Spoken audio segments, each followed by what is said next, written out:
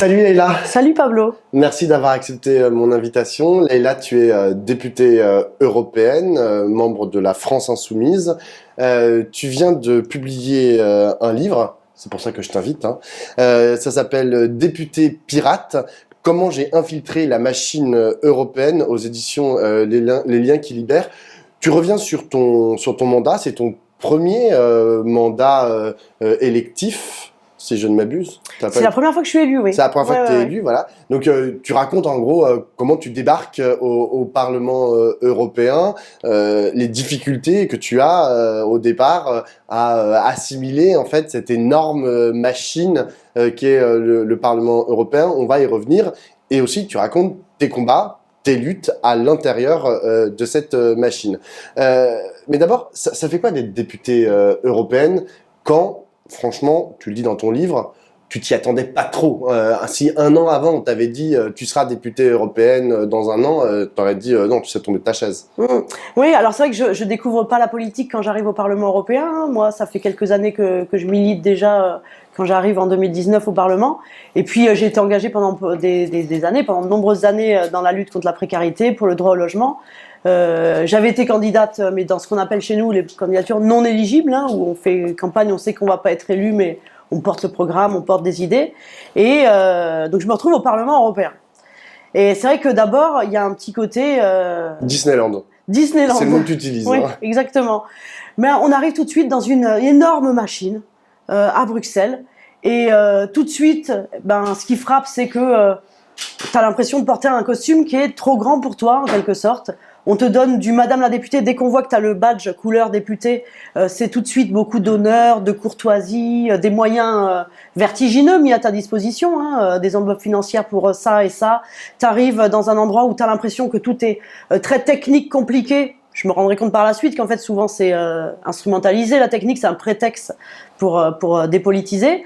Dans une espèce de bulle, d'ailleurs, on appelle ça la bulle européenne, dans un parlement dans lequel tu peux passer des journées sans sortir, parce que tu as salle de sport, snack, supermarché, bureau de tabac, t'as coiffeur même, enfin, tout est là dans cet énorme bâtiment. Dans quelque chose où tu te dis, mais comment je vais faire pour trouver ma place ? Tu sens tout de suite, en fait, rapidement du moins, que si tu prends pas garde, si tu mets pas des garde-fous, tu peux vite être déconnecté et tu peux vite te dépolitiser, en fait. Si t'as pas une colonne vertébrale solide là-dedans, tu peux vite être dépolitisé. Tu as aussi une façon de fonctionner. Tu sais, on a l'habitude, quand on est en France, à l'Assemblée nationale, en ce moment, tu sais, les macronistes sont pas la majorité absolue, mais l'habitude en France, c'est que tu as un groupe qui a la majorité absolue et en face des groupes qui sont minoritaires, ce qui fait que quand tu es minoritaire, tu sais que quoi que tu dises, en face, ils vont pas prendre en compte, et en face, ils en ont rien à faire de ce que tu en penses parce qu'ils n'ont pas besoin de tes voix. Au Parlement européen, c'est pas le cas. C'est un fonctionnement où t'as pas un seul groupe qui a la majorité absolue. L'avantage, parce c'est un avantage, certain, c'est que quand tu as un groupe d'opposition, tu as beaucoup plus de marge de manœuvre. Parce qu'en face, il n'y a aucun groupe qui peut faire valider ses propositions sans avoir une coalition. Mais l'inconvénient, c'est que tout de suite, tu as quelque chose qui est beaucoup moins conflictualisé, tu as beaucoup moins de conflits qu'à l'Assemblée nationale, et tu peux rapidement te transformer en fonctionnaire européen plutôt qu'en politique, en fait. On va revenir sur les mécaniques institutionnelles et politiques, parce que même si ça dépolitise, c'est quand même un endroit où on fait de la politique. Mais d'abord, j'aimerais revenir sur un point dont tu parles dans ton livre, c'est ton salaire, en fait, et les moyens qui sont mis à ta disposition. Tu dis, en fait, j'arrive, moi, je gagnais, je sais pas combien, si tu gagnais 2500 €, enfin, tu devais avoir un poste qui aurait fait que tu gagnais 2500 €, et déjà, toi, tu trouvais que c'était un très gros salaire. Et là, tu arrives au Parlement européen et t'as pas 2500 €, tu as 7000, tu vois. Et donc, du coup, tu dis, ça aussi, ça participe de l'éloignement des députés européens de ce que vivent, en vérité, les Européens et les Européennes qui gagnent, pour la plupart, pas 7000 balles. Ouais. Qu'est-ce que ça fait de Ouais, gagner c'est vrai 7 000 euros? C'est vrai que moi, j'étais responsable de la vie associative dans une mairie, à la mairie de Stein. J'ai gagné 2500 euros. J'étais contente. Jamais gagné autant. Pour moi, je gagnais un bon salaire. Et là, oui. Et tu vois, on s'est posé la question avec Cyril Pocréo, le rédacteur en chef de Fakir, avec qui on a écrit le bouquin, sur la façon de traiter ce sujet. Parce que même moi, en fait, pour te dire, là, ça me met mal à l'aise d'en parler. Parce que effectivement, je gagne 7000 euros par mois. C'est totalement déconnecté de ce que vivent la plupart des gens que je suis censée défendre. En même temps, si je voulais aller jusqu'au bout là de ce que je raconte, et ben en fait, je pourrais dire je garde que le SMIC et puis je reverse le reste, ce que je ne fais pas. Hein. Et en fait, quand tu es au Parlement européen, tu as des enveloppes en plus. Tu as une enveloppe de frais généraux, donc pour payer le local à Paris, pour payer les frais divers. Tu as une enveloppe de communication, dont je parle beaucoup là-dedans. Tu as une enveloppe énorme aussi pour payer des gens. Hein. 25 000 euros pour embaucher des gens chaque mois. C'est largement supérieur à ce que tu peux avoir à l'Assemblée nationale. Et en fait, tout ça fait qu'à la fois, limite, tu te dis, qu'est-ce qui mérite en fait de payer ça? Et tu as l'impression que tout ça est fait un peu pour t'endormir, en fait. Ça déconnecte et en même temps... c'est ce qui fait que tu vas peut-être moins te permettre, sur le coup, tu te dis, bah attends, je vais pas me permettre de trop gueuler contre le système, parce que là, avec tous ces moyens-là complètement démesurés, ce serait indécent de l'ouvrir, en fait, en quelque sorte. Oui, désolé, je vais revenir sur le fait que tu gagnais 7 000 euros, parce que j'ai pas tout le temps en face de moi des gens qui gagnent 7 000 euros, mais du coup, t'as fait quoi avec ces 7 000 euros? Est-ce que, par exemple, t'estimes que t'es plus heureuse avec 7 000 euros que lorsque tu gagnais 2500? En fait, la différence, bon, voilà, après sur les 7 000 euros, du coup, j'ai pris un logement à Paris que j'aurais pas pu me payer avant, pas loin de la gare du Nord, parce qu'on va souvent à la gare du Nord, mais j'ai un logement où j'ai 2500 euros de loyer, voilà, pour te dire, donc de 70 mètres carrés. C'est les prix parisiens, hein, mais clairement, donc c'est l'équivalent du loyer de tout mon salaire d'avant. On paye une cotisation à la France Insoumise. Après, clairement, je dépense pas tout. Hein. Qu'est-ce que tu veux? Enfin, tu mets de l'argent de côté parce que il va y avoir des aléas, peut-être que tu seras pas réélu. En fait, la différence, mais d'ailleurs, je le raconte dans le bouquin, c'est que c'est tellement gênant, en fait. Comment dire? Quand tu te retrouves au resto, par exemple, avec des potes, en fait, au départ, tu te dis, forcément, c'est toi qui payes, t'as vu, ce serait pas normal que ce soit pas moi qui paye. Et j'ai une copine, au bout d'un moment, qui me dit, mais Leïla, c'est gênant, en fait, que tu payes. On n'est pas des gueux, en fait. À force que tu payes tout le temps, tu veux tout le temps payer, on a l'impression que nous, tu nous prends pour des gueux. C'est bon, on a les moyens de payer aussi. Donc, il y a cette espèce de truc, mais tu vois, je pense que ça se ressent, là, quand on m'écoute, que j'assume pas, en fait. Au quotidien, c'est sûr, hein, que je fais pas les comptes quand je vais faire les courses. Voilà.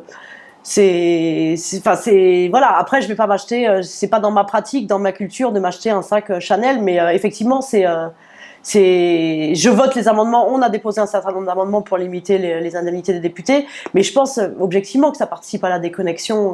Des gens. Après, moi, j'ai pas envie de m'habituer aussi à ça, parce que si tu commences à t'habituer, moi, dans ma tête, je suis fonctionnaire territorial en disponibilité, en fait. Donc là, c'est exceptionnel. Et si tu t'habitues à des montants comme ça, tu fais comment quand tu retournes dans la vie réelle? Tu peux pas. Souvent, tu n'y arrives pas, et c'est souvent une des raisons pour lesquelles certains et certaines s'accrochent à leur poste d'élu, parce que ça leur apporte aussi pas mal de fric et d'avantages dont tu as parlé. Le Parlement européen, c'est aussi un lieu où il n'y a pas que des Français et des Françaises. Il y a des gens qui viennent de beaucoup de pays d'Europe que tu as côtoyés, qui étaient, entre guillemets, tes collègues. Et tu as pu aussi constater qu'ils n'avaient pas tout à fait la même culture de travail ou culture politique que toi. Comment est-ce que ça s'est passé, cette confrontation finalement avec ces autres façons de faire de la politique? Déjà, c'est quelque chose que je raconte dans le livre, parce que je me suis rendu compte que ça intéressait les gens, et ça donne à voir la manière dont ça se passe derrière les murs du Parlement européen. Et en fait, il y a déjà des choses très basiques qui peuvent paraître complètement dépolitisé et sans intérêt politique, mais typiquement, tu vois, à l'Assemblée nationale, ils ont une pause entre midi et 2 pour manger. Si tu dois faire une pause repas le midi au Parlement européen, tu la fais quand? Les Espagnols, ils mangent à 16h, les Danois, ils mangent pas, parce qu'ils disent tôt, donc ils mangent un sandwich comme ça, mais ils disent tôt. Nous, ça choque personne de manger, en France, de manger avec un couteau et une fourchette, voire de prendre entrée, plat, dessert. c'est super choquant pour plein d'autres nationalités. Donc l'emploi du temps est pas fait avec des pauses le midi. Pareil pour les retards, par exemple. En fait, ça paraît très stéréotypé, mais quand tu as une réunion à 15h, nous, on arrive à 15h05, un peu en retard, puis on se dit, oulala, je suis un peu en retard, t'arrives, tu vois que les Danois, les Allemands sont là, et là on dit, t'inquiète, on attend encore les Espagnols et les Portugais. Et ça, et sur des choses plus politiques, en fait, ça se ressent, et c'est une richesse. Par exemple, quand tu négocies, dans la façon de négocier. Nous, quand on veut quelque chose, nous, les Français, on va taper du poing sur la table. C'est un peu dans notre ADN. Mais ça, je m'en aperçois quand je suis au Parlement européen. Et les Danois, les Scandinaves, ils ont un modèle de dialogue social, négociation collective. Quand je dis dialogue social en France, tout de suite, on pense arnaque. Parce qu'on pense asymétrie. On pense qu'il y a une asymétrie entre le patron qui a plus de pouvoir et le salarié. Et pour établir les conditions d'un bon dialogue social, je suis obligé de faire grève. Comme ça, là, ça impose le rapport de force. Dans les pays du Nord, la grève, c'est après. La grève, c'est si vraiment le dialogue social n'a pas marché. Parce que ils ont vraiment, c'est pas du foutage de gueule, hein. Il n'y aura jamais une première ministre qui dit il y a une réforme des retraites, mais on va dialoguer, mais à la fin, il faudra quand même ma réforme des retraites telle qu'elle est. Ça n'existe pas, ça, au Danemark. Et c'est ce qui fait que, étant donné que c'est un vrai dialogue social, la grève vient vraiment à la fin, et ils peuvent se permettre de négocier en dialoguant sans avoir besoin de taper du poing sur la table. Et donc moi, d'apprendre, j'ai beaucoup appris avec mes collègues du Nord, et c'est le genre de choses, c'est une richesse culturelle, vraiment, ça permet de voir d'une autre manière les problèmes qui se posent à nous ici. Mais du coup, en 5 ans, tu te dis quoi? Tu te dis que c'est mieux la méthode scandinave que la méthode française de taper du poing sur la table? Moi, je me rends compte en fait déjà que effectivement, si on avait pas un gouvernement qui nous prenait pas pour des débiles, on n'en serait pas là. On n'aurait pas besoin, en fait, d'autant taper du poing sur la table. On le fait parce que... Mais quand toi, t'es au Parlement européen, qu'est-ce que tu fais? Tu tapes du poing sur la table ou tu prends la méthode scandinave et t'essayes de mettre tout le monde, tu fais de la conciliation, du machin et du compromis aussi? Non, moi, du coup, pour le coup, là, j'ai plutôt... je sais pas si c'est vraiment la méthode française ou la méthode scandinave, mais en tout cas, moi, je m'aperçois rapidement, quand je suis au Parlement européen, que si je me contente d'être à la place, justement, qui m'est assignée, c'est-à-dire que soit faire la méthode française parce que je suis française et simplement négocier, ben je vais pas réussir beaucoup à changer les choses, à avoir de la marge de manœuvre.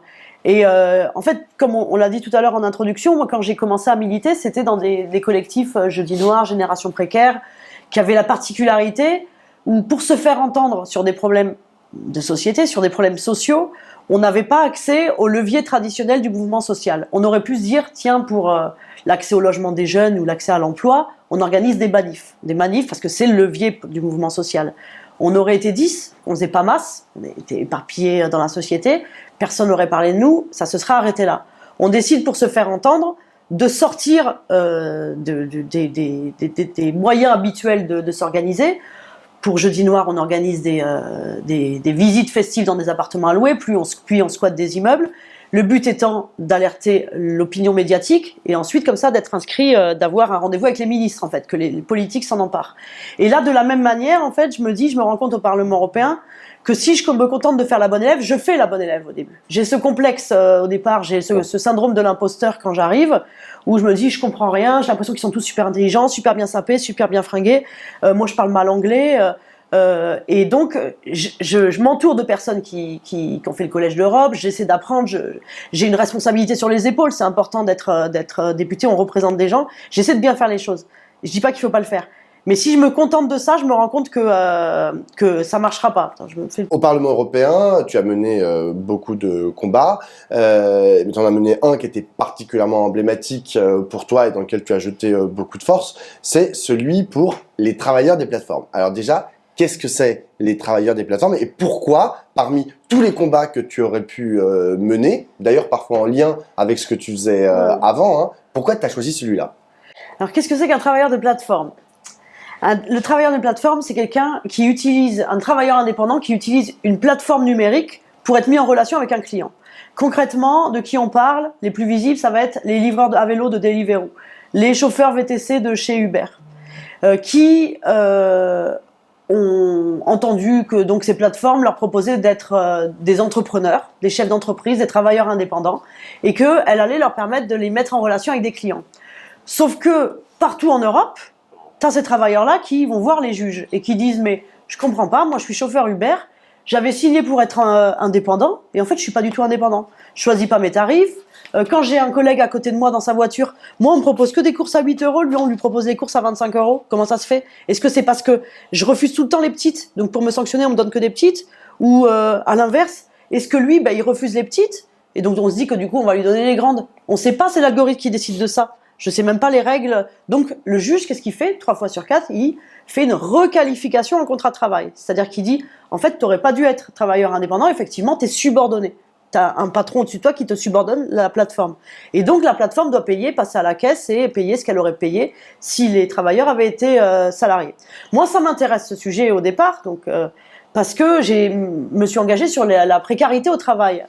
Et les contrats précaires, donc les stages par exemple, c'est un exemple.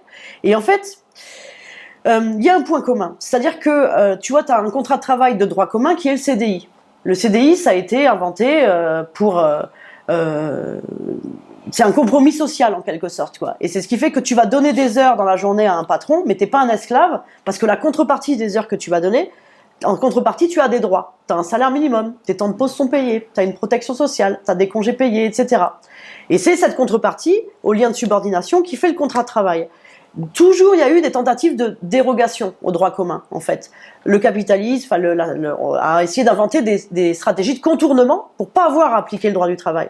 Ça s'appelait CDD, intérim, stage. Et là, tu as une nouvelle forme de stratégie de contournement pour éviter aux employeurs d'avoir à appliquer leurs responsabilités d'employeur, protection sociale, droit du travail. Cette nouvelle forme de contournement, c'est le travail ubérisé, où il n'y a même pas de contrat de travail du tout. Parce que c'est pas un contrat de travail, c'est un contrat de prestation commerciale. Et donc, c'est pour ça que moi, dès le départ, j'ai une affinité avec cette question-là. Et donc, j'arrive au Parlement européen. Tu sais que le Parlement européen, donc, je peux pas arriver et dire, je vais faire une directive sur le sujet. Parce qu'on est le seul Parlement du monde à pas avoir le droit d'initiative législative. C'est-à-dire qu'on peut pas écrire le premier jet des lois européennes, donc ça s'appelle des directives. Et donc, il faut d'abord qu'on demande à la Commission européenne de le faire. Et donc moi, quand j'arrive en 2019, tu as Ursula von der Leyen, la chef de la Commission européenne, qui donne la feuille de route pour les 5 années qui viennent. Elle dit les sujets sur lesquels on va bosser. Et là-dedans, elle dit, il y a la question des travailleurs des plateformes. Il faut que l'Union européenne fasse quelque chose. Elle dit juste ça. Là, on est 2 à entendre ça, pour la faire courte. Tu as Uber qui entend ça, qui se dit, génial, c'est une aubaine tout ça. On va, grâce à ce que vient de dire Ursula von der Leyen, on va arrêter de se faire embêter dans toute l'Europe par les juges. Et en fait, comme ça, là, ils vont arrêter de nous dire que c'est illégal, les juges, d'avoir des gens sous notre subordination sans leur donner le droit du travail. On va créer un statut tiers entre travailleurs indépendants, travailleurs salariés, qui nous donne les avantages des deux pour nous, les inconvénients des deux pour le travailleur. Mais on va institutionnaliser tout ça, légaliser tout ça.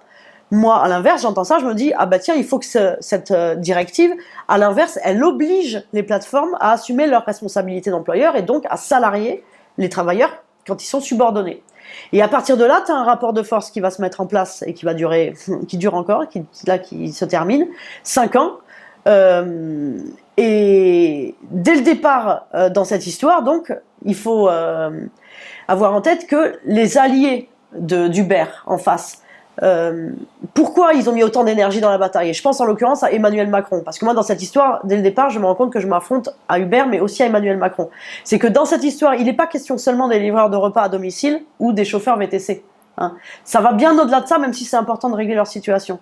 C'est que si on institutionnalise le fait d'avoir des travailleurs subordonnés, mais qui ne sont pas salariés, qui n'ont pas les droits des salariés, on a un cheval de Troie pour casser tout le salariat. On commence par la livraison de pizza et de sushi à autoriser d'avoir des gens que tu contrôles, que tu sanctionnes, que tu diriges, sans leur donner le droit du travail et la protection sociale. Moi, je suis le patron de Carrefour, je suis le patron de n'importe quel restaurant. Pourquoi plutôt que d'avoir des serveurs salariés ou des caissiers et caissières salariés, j'aurais pas des travailleurs faussement indépendants dans ce cas-là. Et donc l'enjeu derrière ça, c'est vraiment, est-ce qu'on casse le salariat ou est-ce qu'au contraire, on oblige les employeurs à respecter la loi. Tu dis qu'aujourd'hui, le parcours n'est pas tout à fait terminé. Enfin, ton combat pour être ces travailleurs de plateforme n'est pas tout à fait terminé. Est-ce que tu considères quand même que tu as obtenu certaines victoires? Et du coup, quelles sont-elles? Ouais, alors c'est vrai que l'histoire paraissait écrite dès le début. Et on a l'habitude que l'Union européenne détricotent les droits sociaux et que les avancées, elles soient en faveur des lobbies. Hein. D'ailleurs, je parle beaucoup des lobbies dans le bouquin. Quand tu vas à Bruxelles, c'est flagrant. Hein. C'est pas un hasard d'ailleurs s'il y a une volonté de garder le Parlement à Bruxelles et de zapper le siège du Parlement à Strasbourg. T'es carrément au sein du quartier européen, donc où t'as tous les lobbyistes qui ont leur bureau. Les lobbyistes, ils rentrent, ils sortent comme ils veulent du Parlement. Ils ont un badge qui leur permet de rentrer et de sortir. Alors que toi, si tu veux venir au Parlement, je dois t'accréditer, ça met des plombes et tu es obligé d'être avec moi. Tu peux pas te balader tout seul dans les couloirs. Et donc physiquement, en fait, t'as physiquement les lobbies qui sont présents et qui influencent la loi. Et donc moi, dès le départ, je me dis, si on veut pas que l'histoire soit écrite comme d'habitude, eh ben, je vais utiliser mon mandat, je vais utiliser les enveloppes qui sont à ma disposition, hein, toutes ces enveloppes financières énormes. La ligne 400, notamment. Oui, voilà, qui plutôt que de faire des stylos, des goodies, eh ben, je vais l'utiliser pour construire du contre-lobbying. Et pour faire rentrer, pour permettre à une nouvelle force qu'on n'attendait pas de faire irruption sur la scène européenne. Concrètement, en fait, je me rends compte, quand j'arrive au Parlement, nous les Français, on est plutôt nuls en anglais. Enfin, pas les plus nuls. Les Espagnols sont plus nuls que nous, mais on est quand même dans les plus nuls. Et donc, on a souvent besoin des interprètes. Les interprètes sont là la plupart du temps. Je découvre cet outil magique qu'est l'interprétation, qui permet que tu discutes en direct, en simultané, avec un Slovène, avec un Polonais, et tout ça, c'est traduit en direct dans tes oreilles. Et là, je me dis, mais ça va être clé pour l'internationalisation des luttes des travailleurs. On a des travailleurs qui qui ont des difficultés d'organisation collective, mais pire que des travailleurs lambda. C'est-à-dire que là, chacun est sur son vélo, dans sa voiture, il n'y a pas de contrat de travail collectif, c'est des contrats commerciaux individuels. Pour autant, ils arrivent, ça et là, à surmonter les obstacles à la mobilisation, à organiser des collectifs. Et partout, moi, quand j'essaie d'aller voir ces mobilisations, j'ai des travailleurs en face de moi qui me racontent la même chose, qui me disent partout comment leurs tarifs ont baissé, comment ils en peuvent plus de la plateforme et qu'ils se sentent pas du tout indépendants, comment ils se sont fait déconnecter pour rien. Et là, je me dis, mais si on les met dans une salle ensemble, ils peuvent parler ensemble, ils peuvent constituer une force commune, un collectif puissant, on est à même de renverser le rapport de force, du moins déjà de l'organiser ce rapport de force vis-à-vis de l'adversaire, la plateforme qui, elle, en l'occurrence, est parfaitement organisée à l'échelle européenne, à ses bureaux Uber, à ses bureaux à Bruxelles, à ses relais, a pas de souci pour parler une langue commune. Et donc c'est à partir de là que je me dis ça va être clé et qu'on organise le lobby, le contre-lobbying des travailleurs des plateformes. Et ça a été déterminant. Ça a été déterminant. À chaque étape, ils s'organisent entre eux, mais pas seulement. Ils font pression sur le processus législatif.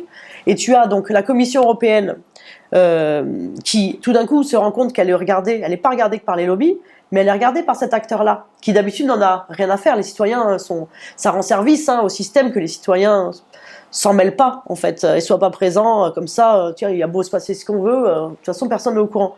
Là, elle se dit, oulala, ils regardent ce qu'on est en train d'écrire. Il y a d'autres éléments qui rentrent en compte, mais l'élément déterminant, selon moi, donc c'est ça, c'est vraiment l'organisation, l'irruption des travailleurs là-bas sur la scène européenne. Et en décembre 2021, le commissaire à l'emploi, Nicolas Schmit, donc la Commission européenne, annonce sa proposition de directive qui va être la base du travail sur laquelle on va travailler. Donc. Et qu'est-ce qu'elle dit ? Elle dit « Les travailleurs des plateformes doivent être présumés salariés. » Donc, les lobbies, 0, nous, 1 pour cette première manche. 2 mois avant, moi, j'ai les macronistes, j'ai l'ambassadeur de Macron à l'Union européenne, le représentant permanent de la France à l'Union européenne, qui dit jamais la Commission européenne ne proposera la présomption de salariat. 2 mois avant, Elisabeth Borne à l'Assemblée nationale, un débat organisé sur le sujet, dit jamais la Commission européenne ne proposera la présomption de salariat. Jamais, jamais. 2 mois après, la Commission européenne propose la présomption de salariat. C'est pas tombé du ciel, mais c'est en grande partie grâce donc à l'irruption des travailleurs. Et ça prouve qu'en fait, quand on s'en mêle, eh ben on peut arriver à faire bouger les ligues. Après, ça c'était... En décembre 2021, voilà. Qu'est-ce qui s'est passé depuis et pourquoi tu dis que l'affaire est toujours pas close ? Parce que c'était juste un projet de directive en 2021. Ouais, donc la directive, elle est proposée par la Commission, donc il faut faire en sorte qu'elle la propose. Ensuite, elle est envoyée au Parlement, d'un côté, et au Conseil de l'Union européenne, les États membres de l'autre. Chacun, on reprend les négociations, on doit dire ce qu'on prend, ce qu'on jette. Le Parlement européen se prononce pour une présomption de salariat largement ambitieuse. Enfin, voilà, on gagne la bataille au Parlement européen. On l'a gagnée à la Commission, on la gagne au Parlement européen. Encore une fois, grâce aux travailleurs. Au niveau du Conseil de l'Union européenne, là, les lobbies réussissent. Le Conseil de l'Union européenne, c'est là où sont représentés les États. C'est les États, donc c'est les ministres du Travail de tous les pays. Et là, les lobbies arrivent à manœuvrer. Parce que les lobbies, ils ont été pris de court dans cette histoire. Uber a clairement été pris de court. Ça n'attendait pas du tout comme ça à ce que la Commission européenne propose ça et ce que le Parlement européen suive. Et donc, ils renforcent leur lobbying. Là, il y a une bataille clairement pendant un moment. C'est lobbying contre lobbying. On gagne des étapes. Ils nous passent devant. Avec des fois voilà, des épisodes assez rocambolesques où j'incruste des travailleurs dans des réunions organisées par les lobbies à Bruxelles et tu as des députés choqués qui envoient une lettre à la présidente du Parlement européen parce qu'ils ont été choqués de voir des vrais travailleurs alors qu'on parlait d'une directive qui porte sur les conditions de travail des travailleurs des plateformes. Bref. Et donc là, clairement, le problème, c'est qu'on avait obtenu un accord, donc encore dans la nuit du 12 au 13 décembre 2023, après une nuit de négociations. L'accord, il n'était pas révolutionnaire. Il allait améliorer la situation des travailleurs quand même. C'est suffisamment rare pour être souligné parce que ça n'arrive pas souvent de la part de l'Union européenne. Il n'était pas aussi ambitieux que moi j'aurais voulu, mais bon voilà, c'était un bon accord. Tout le monde s'en félicite, y compris la présidente de droite du Parlement européen, y compris certains macronistes du Parlement européen, bref, tout le monde s'en félicite. Qui le fait capoter 3 jours plus tard? Emmanuel Macron. Je dirais même pas le gouvernement français, je dirais même pas les macronistes, parce que les macronistes du Parlement européen se félicitaient de l'accord aussi. Emmanuel Macron fait capoter l'accord parce que c'était pas un accord pro-Uber et parce que l'accord mettait en danger Uber. Jusqu'au dernier moment, Emmanuel Macron, mais ça je l'avais constaté bien avant les Uber Files, depuis le début, depuis mes premières rencontres avec les lobbyistes, les gars me parlent de Macron tout au long de cette histoire. Le principal défenseur des intérêts d'Uber, c'était Macron. Ça a été une notoriété publique ensuite depuis les Uber Files. Mais jusqu'au dernier moment, donc, il a tout fait pour saboter la directive. Et quand je l'entends, là, on est le 22 décembre quand il fait capoter l'accord. Il y a Jacques Delors meurt ensuite. Moi, quand j'ai été furieuse d'entendre Macron se présenter en défenseur de l'Europe qui protège, expliquer que c'est un Européen convaincu et pour une fois qu'on a la possibilité que l'Union européenne fasse avancer les droits sociaux dans le bon sens, et ben c'est lui qui fait tout capoter. Donc j'étais assez furieuse d'entendre cette hypocrisie. Macron en France expliquer qu'il est défenseur de l'Europe et ensuite à Bruxelles saboter la possibilité d'avancée sociale. Et donc là, c'est foutu. Et donc là, on a eu une dernière. Donc les négociations ont repris en janvier. On a eu une dernière réunion de trilogue donc, entre le Parlement et le Conseil hier matin, justement. On a trouvé un accord. L'accord a encore été dilué par rapport au mois de décembre. On a tout de même évité ce que tout le monde appelle à Bruxelles, moi je suis la seule française dans les négociations du Parlement, mais tout le monde l'appelle la French Derogation. Donc je vais la faire courte, mais en gros une clause qui permettait de pas appliquer la directive, de pas appliquer la présomption de salariat demandée par la France. Le principal obstacle de notoriété publique, c'est la France. Et donc là, l'accord doit être validé la semaine prochaine. Macron soit sabotera encore parce que c'est toujours pas assez, parce que voilà, jusqu'au bout, il décidera de défendre les intérêts d'Uber. Ou il décidera de les laisser passer et on aura quand même évité que le piège qu'il avait tendu en voulant mettre une clause, la fameuse French Derogation. Mais voilà, en tout cas, ce qui est sûr, c'est qu'il n'y aurait pas eu Macron dans cette histoire, la vie de millions de travailleurs européens aurait pu être améliorée. Ça fait 5 ans que tu es députée européenne, tu es à nouveau candidate pour être députée européenne pour un nouveau mandat le 9 juin prochain. Quand tu es arrivé au Parlement européen, le discours de la France insoumise, qui est ton groupe, était très virulent vis-à-vis de l'Union européenne. En gros, elle était responsable de beaucoup des maux dans lesquels aujourd'hui est plongée notre société. Est-ce que toi, de l'intérieur de cette machine qui est l'Union européenne, tu dirais, bah non, en fait, il y a des possibilités de faire quelque chose de cette Union européenne. Il y a des possibilités au Parlement européen de faire avancer certains sujets. Déjà, je pense que par principe, quand on est élu quelque part, on fait en sorte d'utiliser sa position pour arracher le maximum de choses. Mais je crois que c'est aussi la position de mes collègues à l'Assemblée nationale. Or, la France insoumise est pour le passage à la 6e République, n'est pas pour la 5e République. Pour autant, on a des élus à l'Assemblée nationale, dans le cadre de la 5e République, qui font leur maximum pour arracher les choses dans un contexte contraint. Je crois que la démarche, elle est la même au Parlement européen. À la différence peut-être que c'est vrai qu'il y avait un discours, mais que j'avais aussi, plus pessimiste sur ce qu'on pouvait obtenir, sur la marge de manœuvre qui était possible d'avoir au Parlement européen par rapport à l'Assemblée nationale. Et y compris moi, hein, je me disais je vais essayer de faire le maximum, mais finalement, on sera des lanceurs d'alerte. C'est le mot qu'on aime bien. On sera des lanceurs d'alerte, on pourra dénoncer ce qui se passe là-bas, et sans trop d'espoir. Alors que tu as été faiseuse. Et aussi. c'est ça, voilà. Et là, pour le coup, je pense qu'il y a beaucoup plus de marge de manœuvre au Parlement européen, malgré le fait que le Parlement européen n'a pas le droit d'initiative législative, malgré le fait qu'on est dans des traités européens qui sont un carcan. Un Parlement européen qui a de faibles pouvoirs par rapport au Conseil de l'Union européenne. Hein. Malgré tout ça, il y a plus de marge de manœuvre que sous Macron. Est-ce que c'est parce que c'est Macron, que c'est sous Macron ? On aurait été sous Hollande ou sous Sarkozy, j'aurais peut-être pas dit la même chose, je sais pas. Mais en tout cas, le fait est que là, les victoires qu'on a réussi à arracher au Parlement européen, jamais ça aurait été possible sous Macron. Après, je pense qu'il y a une deuxième chose, il y a un deuxième élément, c'est que j'aurais peut-être pas réussi à arracher ça si j'avais été dans la précédente législature. Moi, je suis arrivée au Parlement européen en 2019. Depuis, accentuation de la crise écologique. Hein. Donc du coup, il faut revoir un peu les objectifs de l'Union européenne ne peuvent plus être pris seulement à l'aune du marché, mais doivent être pris à l'aune des objectifs climatiques. Il y a le Covid, direct, quelques mois après être arrivé au Parlement européen. Et tu sais, avant le Covid, donc à l'Union européenne, on te dit que les services publics, c'est lourd, qu'il ne faut pas dépasser 3% de déficit quand tu es un État membre de l'Union européenne. Tout d'un coup, Covid, on se rend compte que, en fait, il y a bien besoin des hôpitaux. C'est pas juste une charge, les hôpitaux. On se rend compte aussi que, finalement, les accords de libre-échange, c'est peut-être pas forcément la bonne idée quand il y a besoin de masques produits sur place, parce que le commerce est arrêté et on peut pas attendre que ça vienne de Chine. On se rend compte que les 3% là, règles qui paraissaient gravées dans le marbre, les 3%. Et on disait de toute façon, avec ces traités européens, on peut pas, c'est gravé dans le marbre. Hop, ça dégage. Les États sont autorisés à dépasser les 3%. Et en fait, avec ces crises, ça permet de faire bouger les lignes. Je dis pas que l'Union européenne a été modifiée et que maintenant c'est l'Europe sociale. Hein. Je dis pas ça. Mais je dis que, moi je l'ai constaté étant membre et vice-présidente maintenant de la commission emploi affaires sociales, des dogmes ont bougé. Et on se rend compte que si on veut que l'Union européenne elle survive et que ce soit pas à chaque fois les fachos qui gagnent et puis qu'ils soient de plus en plus présents au Parlement européen, il faut lui donner du sens. Et on peut plus juste se dire, allez, le marché, la concurrence libre et non faussée, et de la réalisation du marché, de la levée des entraves à la concurrence, de fait découlera, tombera du ciel le progrès social. Non. Et donc ça s'incarnait par des choses très concrètes, hein, c'est-à-dire que tu as le socle européen des droits sociaux en 2017, où pour la première fois l'Union européenne se dote de principes sociaux, c'est juste des déclarations, hein, c'est tout, mais 2021, sommet de Porto, on traduit en objectifs.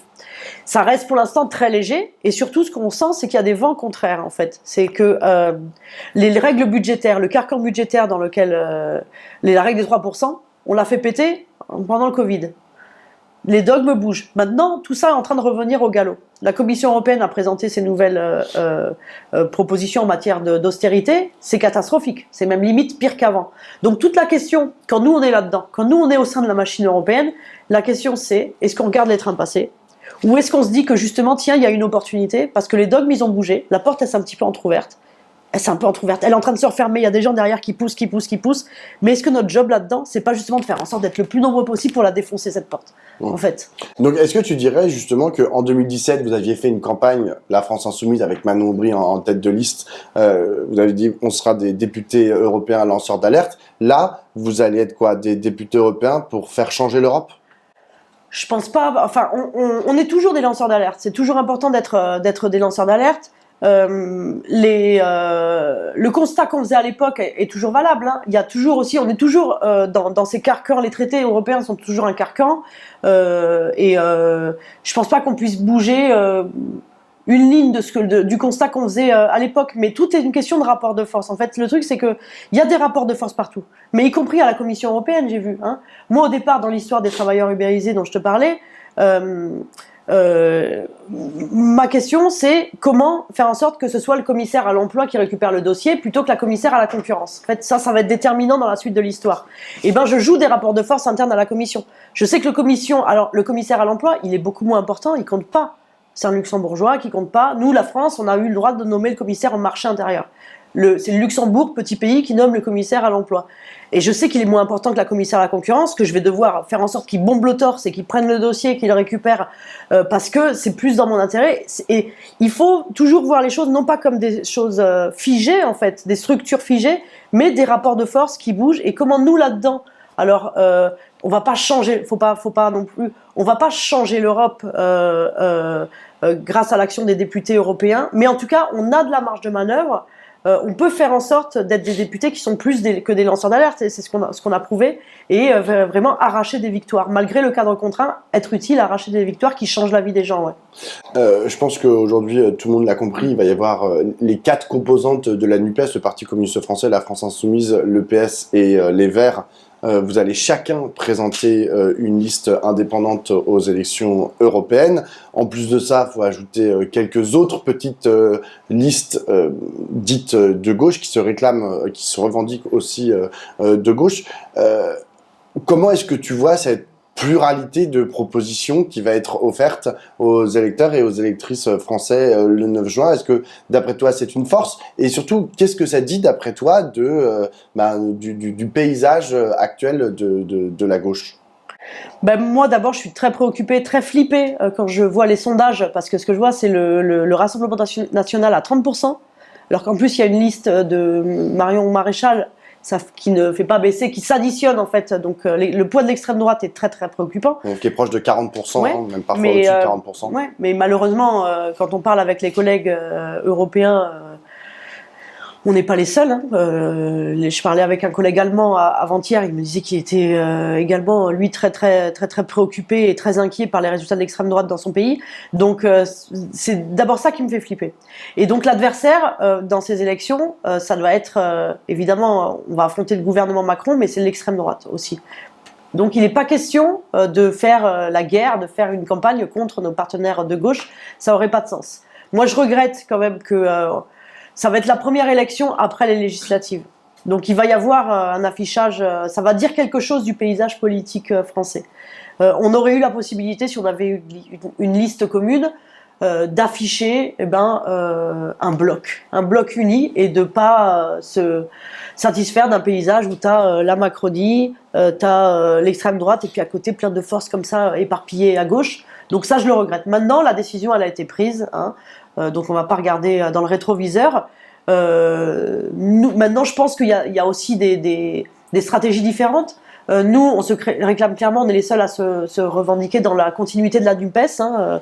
La NUPES qui avait été faite suite au score de Mélenchon, nous, voilà, on propose qu'autour du programme sur lequel on s'est réunis, qui comportait un volet européen, on soit les héritiers de cette alliance. Je crois qu'en plus les choix qui sont faits de la part de nos partenaires, hein, après bon, je vais pas parler pour eux, de la part de nos partenaires, de la part des listes concurrentes à gauche. Clairement, la liste du Parti socialiste de Raphaël Glucksmann regarde plus du côté des déçus du macronisme. Je crois qu'on a un espace, on a une opportunité justement pour se positionner dans le prolongement de la NUPES. On a un beau bilan aussi, notre équipe, notre délégation. Je pense qu'on a un beau bilan à faire valoir pour ces élections. Mais encore une fois, la campagne, je crois que la campagne qui s'ouvre dans les mois qui viennent, ça va pas être s'attaquer. On fait pas une campagne contre les autres listes de gauche. Voilà, on fait une campagne contre la liste d'Emmanuel Macron, du gouvernement et le Rassemblement national. La dernière fois, vous avez fait 6%, enfin un peu plus de 6%. Là, c'est quoi l'objectif? C'est de faire plus. Et qu'est-ce qui, d'après toi, ferait que vous feriez plus ou vous feriez moins? Enfin, je veux dire, c'est quoi les composantes aujourd'hui que tu vois dans notre société qui font que aujourd'hui, lorsque vous êtes testé dans les différents sondages, vous êtes plutôt en dessous de 10%? Moi, j'ai arrêté de faire des pronostics. Franchement, déjà, je suis très mauvaise. Puis je suis assez superstitieuse des fois, donc j'ai pas envie que ça porte la poisse.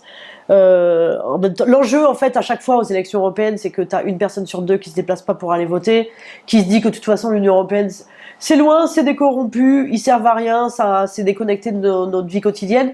Oui, c'est un peu vrai, c'est un peu aussi ce que tu dis. Oui, mais j'ai voulu faire ce bouquin justement, en fait, pour montrer ce qui se passe. Je me suis rendu compte, en fait, dans ce bouquin, c'est ma bataille contre Uber, et c'est ce qui se passe dans le Parlement européen, mais ça fait plusieurs mois, je fais des vidéos sur TikTok, où je montre ce qui se passe dans le Parlement européen. Et là, je me suis rendu compte que ça intéresse des centaines de milliers de jeunes. Mais des trucs anecdotiques, hein. Les nationalités les plus en retard, le bar secret des députés, c'est quoi un trilogue, la différence entre Conseil de l'Europe, Conseil de l'Union européenne, des trucs, voilà.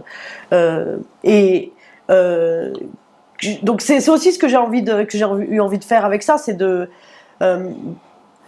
faire en sorte que les citoyens s'emparent de ce qui se passe dans l'Union européenne. À mon avis, c'est le meilleur moyen de limiter l'abstention, de faire en sorte que notre résultat soit le plus élevé possible. Après, c'est vrai que la barre, elle est haute. On n'arrivera pas à un taux de participation de 80%, je ne vais pas faire semblant de le croire, mais si on peut faire en sorte que ce scrutin européen paraisse moins déconnecté qu'il l'est et qu'on s'aperçoive de l'intérêt d'envoyer des insoumis au Parlement européen, on devrait faire le score le plus élevé possible. Après, je ne ferai pas de pronostic sur de chiffres. Les autres listes, de gauche, elles ont à peu près les 10 premières personnalités qui seront, en gros, sur les places dites éligibles. Pas vous, pas à la France Insoumise, ce sera pour quand? C'est vrai qu'on avait commencé la campagne vachement plus tôt la dernière fois. On a fait le choix cette fois-ci de moins se presser. Ça a son intérêt aussi, hein. Parce que commencer la campagne plus tard. Non, mais quand je regarde ce qui se passe, quand ils sont en train de s'écharper au Parti Socialiste, entre le Parti Socialiste, Raphaël Glucksmann, je regarde comment les Verts se sont écharpés sur la composition de la liste. Je sais, de toute façon, c'est quelque chose de compliqué, hein, composer la liste, forcément, ça fait des déçus, il y a des batailles. Mais du coup, le fait que nous, on n'est pas donné à voir ce spectacle-là jusque-là, c'est pas plus mal, hein, franchement. Après, on va rentrer en campagne le 16 mars avec une convention européenne. La liste, donc là, les Insoumis ont fait remonter leur candidature. Le comité électoral est en train d'y travailler. Je sais qu'ils sont en train de travailler à une liste pour fin février qui va être soumise au vote des Insoumis, des Insoumises. Et donc le 16 mars, on rentrera en campagne. Par contre, effectivement, hein, la campagne elle va être courte. Mais on sait que là, en ce moment, de toute façon, les gens ne s'intéressent pas forcément au scrutin, c'est loin. Mais il va falloir que ce soit une campagne courte, mais intense. La plus intense possible, du coup. Ouais. Et puis, de fait, en fait, en quelque sorte, on n'est pas en campagne officielle, mais on est en quelque sorte un petit peu en pré-campagne. On valorise notre travail. Voilà. Merci beaucoup, Leïla. Merci à toi, Pablo.